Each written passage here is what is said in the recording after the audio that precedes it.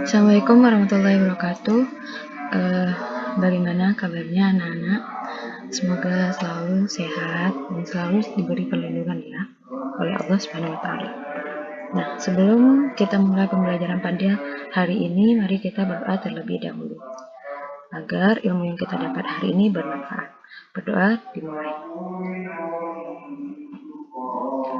Berdoa selesai. Nah, hari ini kita akan mempelajari tentang pesawat sederhana. Kalian tahu nggak apa sih pesawat sederhana? Bisa kalian bayangkan pesawat sederhana seperti apa? Apakah sama kayak pesawat yang kita lihat biasanya itu? Bukan ya.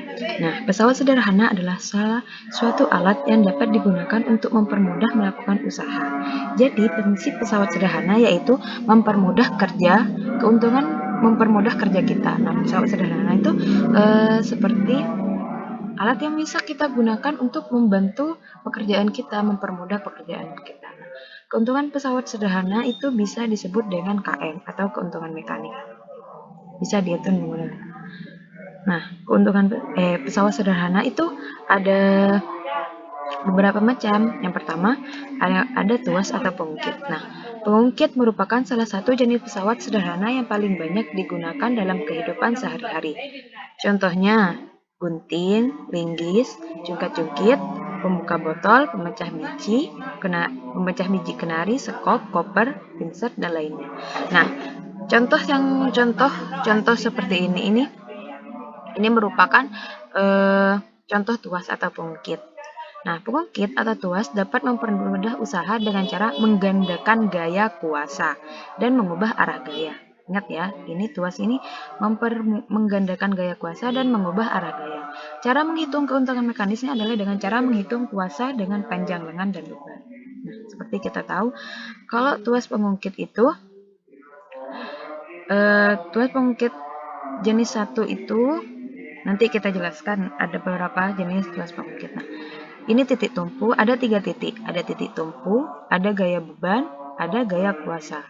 Nah, kalau beban itu dinamakan FB atau bisa juga W, atau bisa dilambangkan dengan W. Nah, kalau gaya kuasa itu bisa kita lambangkan dengan F saja atau FK. Nah, kalau LK itu lengan kuasa, ini jarak antara gaya kuasa dan tumpuan. Kalau LB adalah jarak antara titik kuasa dan gaya beban, atau bisa disebut dengan LB. Nah, keseluruhan dari LK dan LB itu disebut L. Ini panjang tongkat ini disebut L, sedangkan separuhnya adalah LB. Jarak titik tumpu dan jarak kuasa disebut LK, sedangkan jarak titik tumpu dengan FB disebut LB. Ini rumusnya seperti ini, FB kali LB sama dengan FK kali LK. Maka KM sama dengan FB sama dengan FB per FK sama dengan LK per LB. Ini kalian pelajari, bisa kalian lihat. Nah, ada 3 jenis tuas pengungkit. Yang pertama, tuas pengungkit jenis 1. Titik tumpu terletak di antara beban dan kuasa. Titik tumpu terletak di antara beban dan kuasa. Contohnya seperti gunting. Alat pemotong kuku, linggis, dan tang. Ini titik tumpunya di tengah. Terus gaya beban sini, terus gaya kuasa di sini. Yang kedua itu tuas pengungkit jenis 2. Beban terletak di antara titik tumpu dan kuasa. Nah, kalau jenis pengungkit jenis 1 titik tumpu ada di tengah, sedangkan kalau jenis 2 itu gaya beban yang ada di tengah.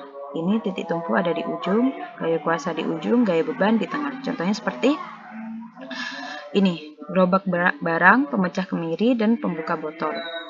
Ini gaya beban, ini titik tumpu, ini gaya kuasa. Kemudian tuas pengungkit jenis 3. Kuasa terletak di antara titik tumpu dan beban. Nah, ini kebalikannya, tapi titik tumpu tetap di ujung. Kebalikannya di sini titik kuasa ada di tengah. Kalau jenis 2 itu titik beban yang ada di tengah. Ini ya. Karena seperti ini. Staples. Ini gaya kuasa, gaya beban, ini titik tumpu di sini.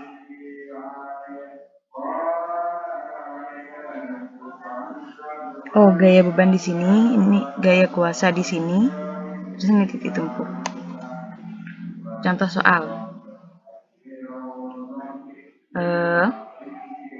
Sebuah tongkat panjangnya 1,5 m sebagai pengukit. Jika benda seberat 40 m berada pada jarak 1 m dari titik tumpu, besar gaya yang digunakan untuk mengangkat benda adalah ini. Panjang L sama dengan 1,5, panjang tongkat, FB-nya 50, LB-nya 0,5. Kok 50 ini 40 biasanya ya? Ini salah penulisan.